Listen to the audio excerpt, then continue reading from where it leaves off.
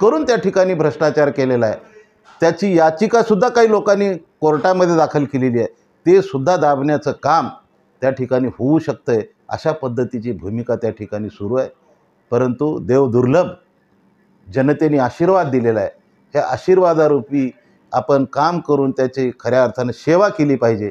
मात्र तुम्ही त्यांच्या डोक्यावरचं लोणी खाण्याचं काम, मेवा खाण्याचं काम केलेलं आहे, म्हणून आपणाला जनता माफ करणार नाही.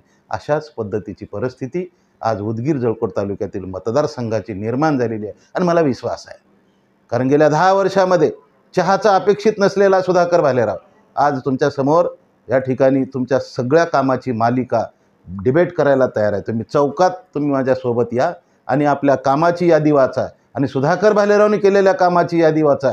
जाऊन स्वतः तुमच्या अधिकाऱ्याला सांगा, आज तुम्ही मंत्री आहात, अधिकाऱ्याला तुमच्यासोबत घ्या, मी तुमच्यासोबत येतो आणि ते कामं कोणाच्या काळातले आहेत त्याची चौकशी तुम्ही जनतेला सांगा आणि तुम्ही स्वतः नियतीनं बोला की हे काम कोणाच्या काळातलं आहे. खोटं आव काढून काही बोलणं. मला तरी एका ठिकाणी कोणीतरी सांगितलं की शहरामध्ये फार विद्युत रोषणाई आहे, त्या विद्युत रोषणाईला बघून तुमचे डोळे दिपत असतील असं वाटत असेल. त्या पोलवर, तो पोल किती रुपयाचा? 15,000 रुपयाचा पोल. आणि त्या 15,000 रुपयावर एक चमकीली चायना मेडची आहे, ते तुम्ही पत्रकारांनी जाऊन चौकशी करा. ते चायना मेडची मुश्किलनं मला वाटतं 50 रुपये मीटरनं ती केबल मिळते. 50 रुपये मीटर नाही, 40-50 रुपये मीटरची मला वाटतं ते 10 मीटर म्हणजे 5-10 500 रुपयाची ते विद्युत केबल असेल.